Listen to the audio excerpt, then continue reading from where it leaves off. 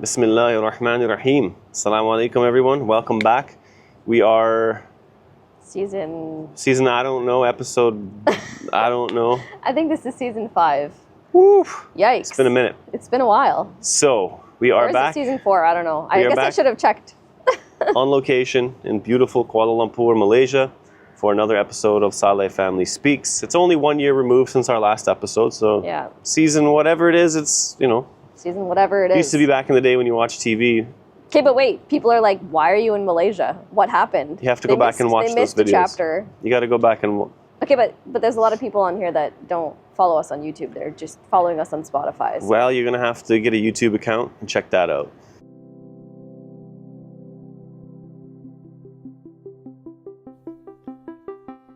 Welcome to Saleh Family Speaks. Hey, I'm Sana. And I'm Mohammed William. And we are the Saleh Family. We are social media influencers, content creators, and we own multiple online businesses. We seem to have a lot to say when it comes to just about anything. We are a mixed culture Muslim couple from Canada, and we're always asked about how our lives intertwine with the world around us. This podcast is all about learning to live, love, and laugh in a way that may have you rolling on the floor or throwing your phone at the wall. No topic is off the table. Religion, culture, love life, and everything in between. So get ready and grab a big old cup of chai.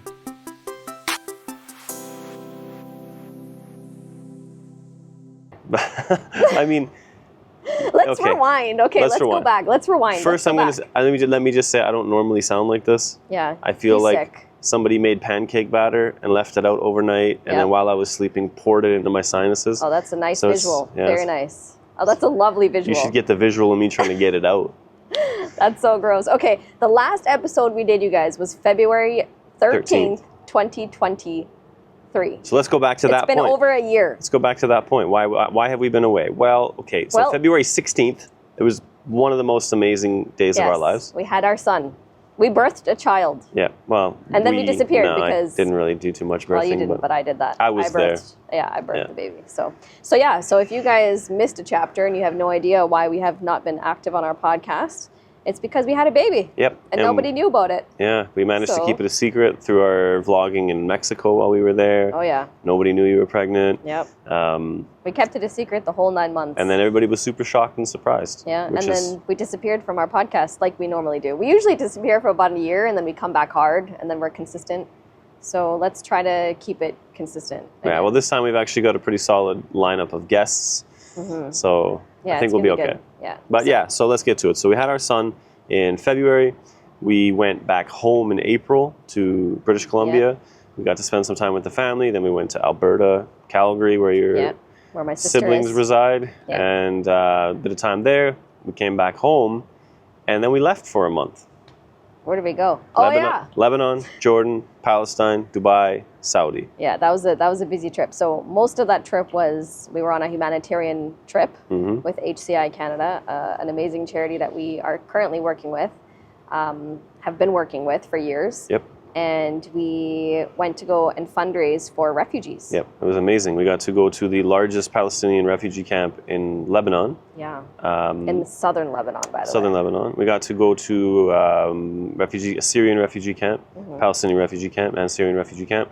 And we got to definitely get a bit of a shock for us, for our kids, what living is like, having previously gone to refugee camps in Syria.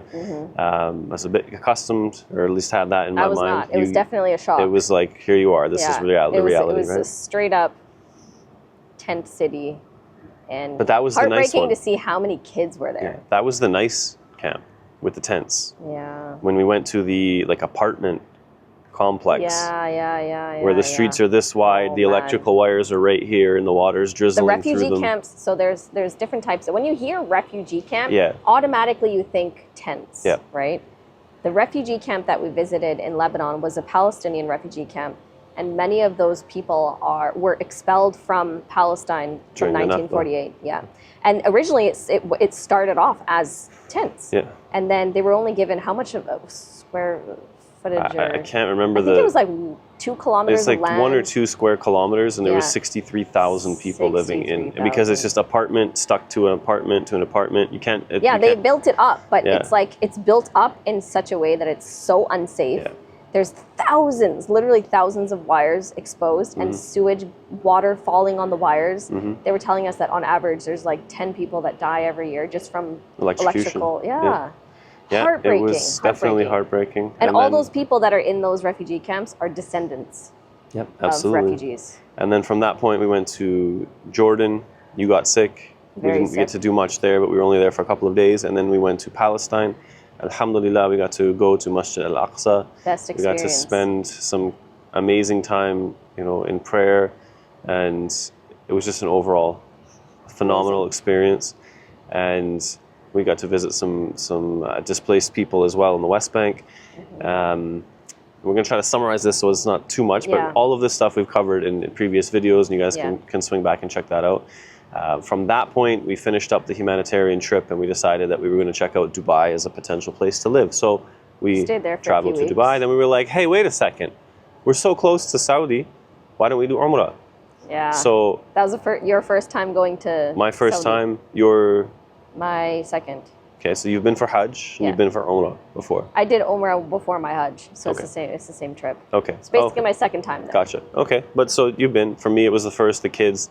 Phenomenal experience. One Jum'ah we prayed in Masjid al-Aqsa. Yeah. Then the next week we were in Masjid al-Haram. That was amazing. And obviously we went to Masjid al-Nabawi after that. Phenomenal. Just an incredible. Short trip. Very short trip though. But very short trip. Very rewarding. Very beneficial. The kicker part is that you saved us thousands and thousands of dollars by booking the entire Umrah trip yourself. DIY'd. We DIY'd the whole trip. We looked into packages, and it's just outrageous. I talked with an agent, remember? Yeah. So the family that we were with in Palestine, amazing people. I love them, miss them very much actually. They were actually going for Umrah. So we're like, well, let's try to hook up and we'll go together. It just didn't quite work out. I think the last night we were there, they showed up and it was rough for them with the time-wise and everything.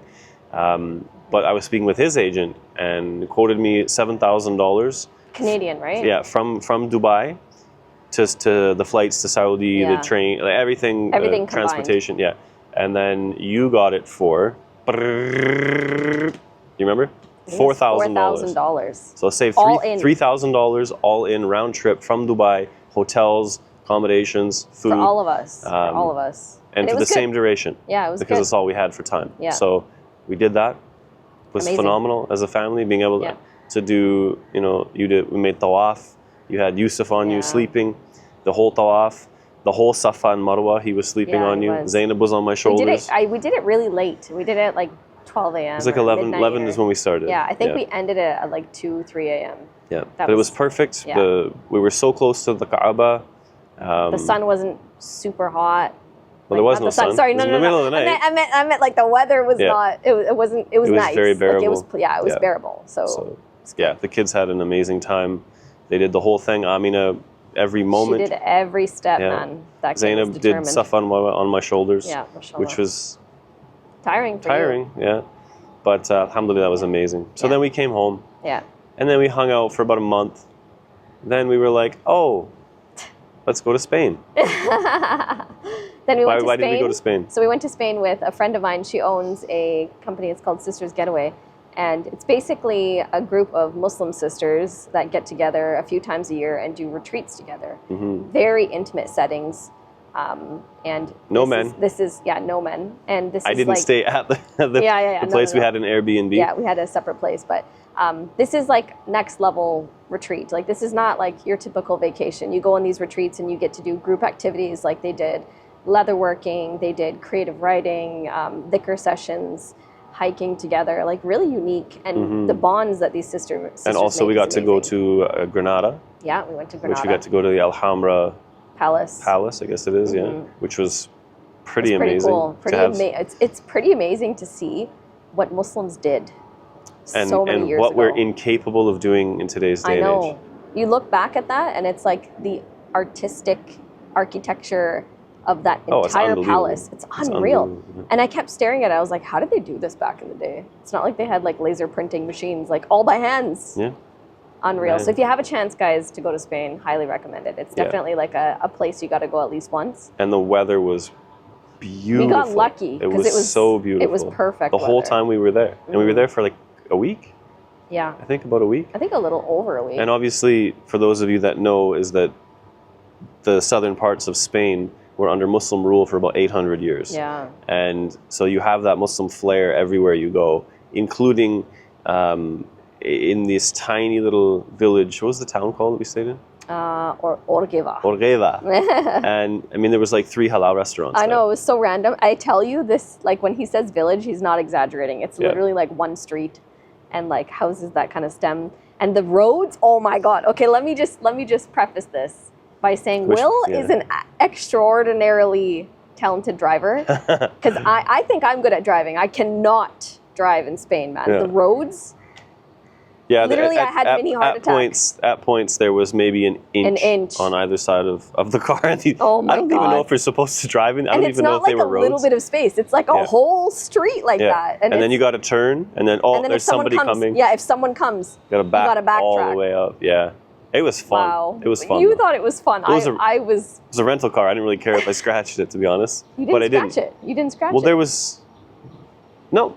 No, I think you did good. Didn't scratch it. It was all in all. So anyway, we got back from Spain. That was in October, November. Then we were like, oh, you know what? It's cold. Well, you know what? We did RIS first. Yeah, we did speak about that. We had our booth, LALA HIJABS, at RIS. Yeah, which saw was a bunch of you guys. Amazing. Yeah, saw so many of you guys. Got to listen to Yasser Qadi. Omar Suleiman. No, Omar Suleiman. I don't know if Yasser Qadi was here. And Yasser Qadi was sitting on the same panel. They were. Was it? I'm pretty sure. That was like in 2019. Wait a second. No, I swear he was there. Wasn't he? No, I don't know. Okay, maybe that was Omar Suleiman. I know so many it was Omar we've Suleiman. been to that Hamza Yusuf was there as well. We didn't get to catch that. No. But that was fun. We were like, don't like the cold. Don't like the cold. So what did we do? So we literally looked at each other. We're like, let's peace out. Well, yeah. So we actually connected with our dear brothers, dear family at Hosna Vacations. And we decided that we were going to go to the Dominican Republic. Somewhere we've never been. We went to a Nickelodeon resort.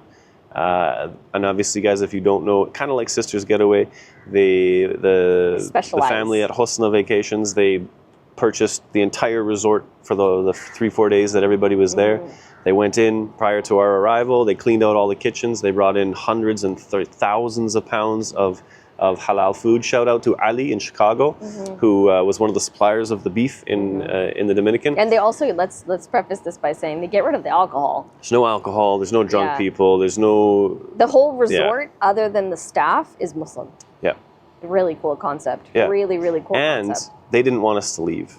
Yeah. They were the staff there, they were so just glad to have us because there's no fights, there's no arguments, there's no people leaving trash. Everybody's cleaning up after themselves. Kind. The manners and the conduct and how we were doing like daily prayers together as a congregation. Like it was such a cool experience. I'll tell you that when you're standing for the Fajr Salah, as the day is slightly getting brighter, and we're on a deck, and then down there is the beach, and then the ocean is there, and when you have that warm breeze hitting you in the face.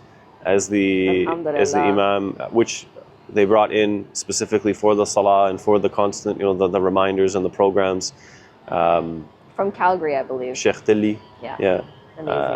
Incredible. So big shout out to Hassan and Asif, the brothers that. You're gonna leave Nabila out of this? Huh? Nabila too. Oh yeah. Sorry. So it's very much a family. They're amazing. The whole family is incredible. Yeah. Like they put so much heart and soul into it. And as Muslims, we're always looking for stuff like that. And for there to be an option like what they have come up with. So do check it out, guys. They are, I believe, going back to Punta Cana, Dominican Republic, to the same place this coming January, December. I'm not sure on the dates, but I believe it's January. You can check it out. Yeah. 100% would recommend it to anybody. Phenomenal experience. And I will just kind of preface that one thing by saying, some people, I've heard people complain, it's expensive, and it's not, because those same people went to the Dominican Republic, even some of them, the same locations, and they're like, man, I wish we would have went with Hosna. Yeah. You pay a little bit more, but obviously there's a lot more involved so much. than you just showing up at a Sandals resort. You can literally eat anything. You go to any part of the resort, and it was all single inclusive. One. Yeah, it was all inclusive. Every single part of the resort, you can eat something at. Yep. And there was like so many everything. restaurants to go to, like here, there. Yeah, and some are better than others, obviously. Like it depends on your preference and taste. And we found ones that had a really delicious food, and it was good. And we made some incredible friendships. Yeah, we did. It was amazing. Good. It was good. It was amazing. And then literally 3 weeks after we got back, we packed up and went to Dubai. Yes. Yeah. Which was the stop-off point to get to where we are now in Malaysia, for the purpose of finding our home. Yes. Our home, not away from home, but our home of homes. Home of homes. So you guys probably, if you're listening to this on Spotify, have never really heard us talk about making a big move. We've maybe discussed that we don't want to raise our kids in Canada anymore, but like we made this decision really quick, because from the time that we did our last season until now, we've witnessed the genocide of the Palestinians. And that started in October, right when we had gone to Spain. Yeah, the same day we left. It's been about 6 months now. And that really was one of the big pushes to remind us of why Canada is just not the place to be. And we made the conscious choice to like kind of do a mini hijra, I guess, if you want to call it that. That's what we're doing right now, is escaping and, going to a better place where we can practice our religion and support a government and an economy that's not supporting and funding a genocide. So that's where we're at right now. And alhamdulillah, like we're going back home in a few weeks, and we're basically going to be turning back around again. So yes, so we have solidified our visa situation to be able to move to Malaysia, alhamdulillah. And we are absolutely looking forward to it. We've made so many connections since we've been here. So many friends. Good people we've met here. It's unreal. Yeah, and the funny thing is we made this choice, this conscious choice, while we were still in Canada, and it's like Allah opened all these doors for us. And you said that to me, because it felt like doors were closing. Did you hear that, guys? Yeah. Did you hear that? You said she that said to me. I said it. You said something. And what did I say though? You can't just say I said something. Okay, you said when one door closes, another one opens. And I feel like Allah has opened so many doors for us since we made the choice to leave Canada. Yep. And we've made all these brand new friendships and connections with people, and we just feel a grip from Malaysia. 100%. Like we feel like this is where we're meant to be.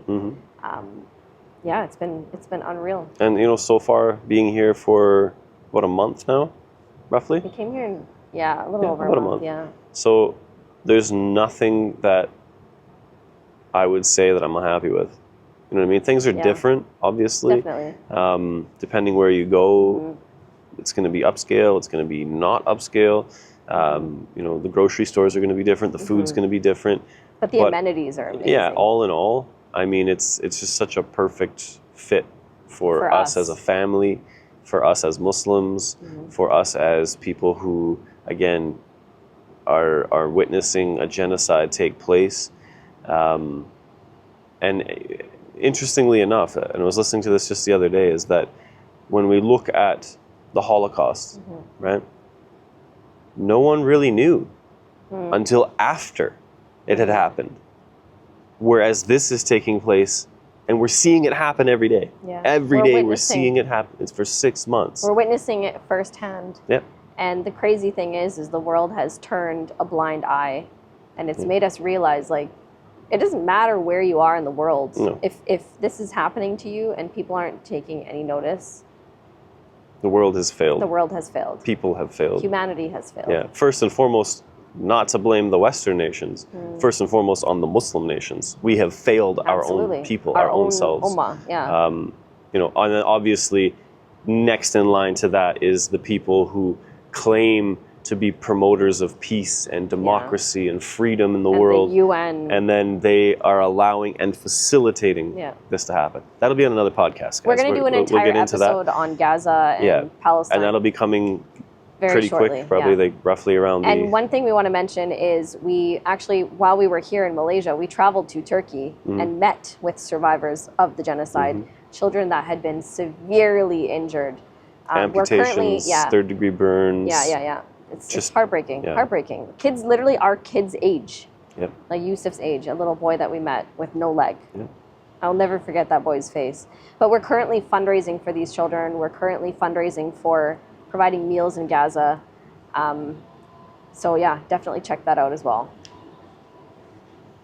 They're over here. Yeah. Talking to me. Yeah. We're still new to this whole podcasting thing, guys, and this whole social media thing we haven't quite figured out yet. Well, because we never used to do video before. We only used to do audio. Yeah, exactly. So I have to like remind myself, we're not just doing audio. We're doing so if you're talking to the audience, they live over there. Yeah. I'm over here. Yeah. But yeah, indeed, guys, do check it out, please. Support the cause. Support the cause. It's Ramadan. It's the last 10 nights of Ramadan as we're filming this right now, beginning tonight. Got a little bit of a rainstorm about to move in, so I think that's a good place to finish it. Yeah. I love the rainstorms here in Malaysia. They're phenomenal. Yeah. I grew up on the water, so I'm I love not usually a fan of rain. The louder, the crazier, the better. And it comes and it's gone. And it's gone. It's not like it stays for 2-3 days. So it's funny though, because when you see the forecast in Canada and if it says rain, it's like expect the whole day to be a write-off. It's done. Here it's like 10-15 minutes and then the rest of your day is fine. Yeah, you're good to go. As long as you don't get caught. Like it rained. As long as you don't get caught out in it without an umbrella. Oh yeah. You're okay. We've been lucky. We have not had to use an umbrella once. I mean, I did have to walk from one apartment block to the other apartment block to use the gym yesterday. Yeah. And it was like whatever. Well, that's all right. Yeah, it was all good. So anyway, we hope you guys enjoyed the first episode of our podcast. We're going to be launching the next episode pretty much right away. Yep. Because we just want to give you a little sneak peek. Yep. And guys, I will say episode 2 of this season is going to be discussing Omar and Hannah. That's definitely not how the theme song goes. It's pretty close. I'm sick. Normally it sounds exactly the same. Omar and Hannah. Do. We are actually one of the creative minds, the founders of Omar and Hannah is going to be on the podcast. Yes. It's already wrapped. Discussing where did Omar and Hannah go? Because they've been gone for about 4 years, guys. I don't know if you noticed, but there's been no new episodes, as well as their new project, which we are super excited about, which is called Durio Plus. Don't give away too much. That's all I'm going to say. You've definitely given away too much already. Streaming service for Muslim parents around the world. Check. It's coming. Just a little plug right there. Plug it in. All right, guys. Take care. Thank you so much see you in our next episode. For listening, watching, and we will see you next time. Assalamu alaikum.